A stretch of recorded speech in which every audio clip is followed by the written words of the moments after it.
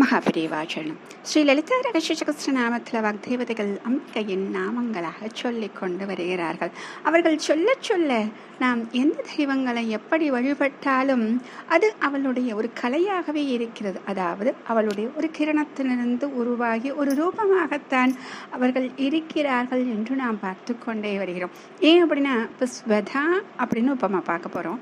இதுக்கு முன்னாடி நம்ம என்ன பார்த்தோம்? ஸ்வாகா என்ன சொன்னோம்? யஜ்ஞ காலங்களில் செய்யக்கூடிய அவிர்வாகங்களை தேவர்களுக்கு கொண்டு செல்லக்கூடிய தேவதையாக அவள் இருக்கிறாள் என்றால், இப்ப அம்பிகை ஒரு ரூபமாக எடுத்து இந்த விஷயத்தையும் அவள் செய்கிறாள். எதற்காக என்றால் இந்த லோகம் க்ஷேமமாக இருப்பதற்கு. ஆக பார்க்கக்கூடிய ஒவ்வொரு ஸ்வரூபமும் அவளாகவே இருக்கிறாள் என்று சொல்கிறார்கள். அப்ப இந்த ஸ்வதா அப்படின்னு சொல்லிட்டு வரக்கூடிய ஒரு தேவியை பற்றி சொல்லக்கூடிய ஒரு ஸ்லோகம். ஓம் ஸ்வதாயை நமஹ. ஓம் ஸ்வதாயை நமஹ. முதல்ல ஸ்வாகா அப்படின்னு சொல்லும் பொழுது அந்த தேவதை எப்படி உருவானாள் அப்படின்ட்டு நாரதர் நாராயணன் கிட்ட கேட்குறாரு. அப்போ நாராயணன் சொல்கிற மாதிரி தானே சொன்னோம். இப்போ அதே தான் நாரதர் கேட்டதால் நாராயணன் சொல்கிறார். அதாவது சிருஷ்டிக்கு ஆதாரமாக 4 சரீரங்கள் உள்ள பித்ருக்களையும் 3 தேஜோ ரூப பித்ருக்களையும் சிருஷ்டி செய்கிறார். இப்போ பிரம்மா சிருஷ்டி செய்கிறார். சரியா? பித்திருக்களையும் அவர் சிருஷ்டி செய்கிறார், தேஜோ ரூப பித்திருக்களையும் சிருஷ்டி செய்கிறார். அப்போ சிருஷ்டி செய்யும் பொழுது அவர்கள் எப்படி இருக்கிறார்கள் என்றால் சுகஸ்வரூபமாக மனோகரராக இருக்கக்கூடிய பித்திருக்களாக அவர்கள் இருக்கிறார்கள். இப்போ அந்த பித்திருக்கள் அப்படின்னு சொன்னவன இப்படி இருக்காங்கன்னா இதே போல் இவர்கள் இருக்க வேண்டும் என்றால் அவர்களுக்கு ஆகாரம் வேண்டுமே. இந்த ஆகாரம் இவர்களுக்கு எப்படி கிடைக்கும்? எப்படி தேவர்களுக்கு யாக யஜ்ஞங்கள் செய்யும் பொழுது அதில் செய்யக்கூடிய அவிர்வாகங்கள் அவர்களுக்கு ஆகாரமாக அமைந்ததோ, அப்ப இவர்களுக்கும் என்று ஏதாவது ஒன்று இருக்கும் இல்லையா? அப்ப அவர்களுக்கு என்னன்னா ஸ்ராத்த காலத்தில் செய்யக்கூடிய தர்ப்பணங்கள், சந்தியா காலத்தில் செய்யக்கூடிய தர்ப்பணங்கள், இதை ஒழுங்காக செய்து கொண்டு இருக்கும் பொழுது பித்ருக்கள் சந்தோஷமாக இருக்கிறார்கள். இப்ப சந்தோஷமாக இருந்தாலும் அவர்களுக்கு இந்த சாப்பிடக்கூடிய சக்தி இல்லாமல் போய்விடுகிறது.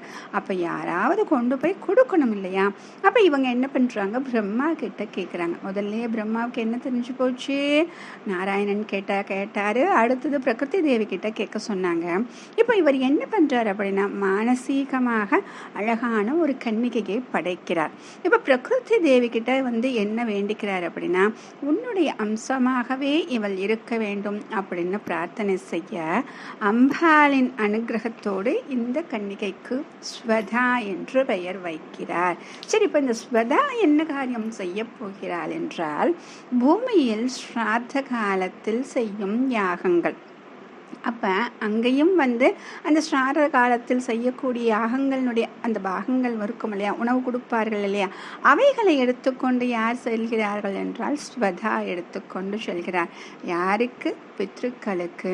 அப்ப இந்த ஸ்வதா அப்படின்னு அந்த நாமத்துக்கு எவ்வளவு மகிமை அப்படின்னு பார்த்தீங்க அப்படின்னா 3 காலங்கள் 3 முறை ஸ்வதா என்ற மந்திரத்தை உச்சரிப்பவனுக்கு நல்ல மனைவி மக்கட்பேறு கிடைக்கும் அப்படின்னு சொல்றாங்க.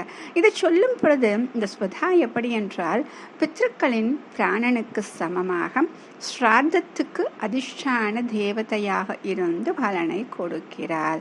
ஆக இவள் யாருடைய அம்சமாக இருக்கிறாள்? பிரகிருதி தேவி ஆதி பராசக்தியின் அம்சமாக.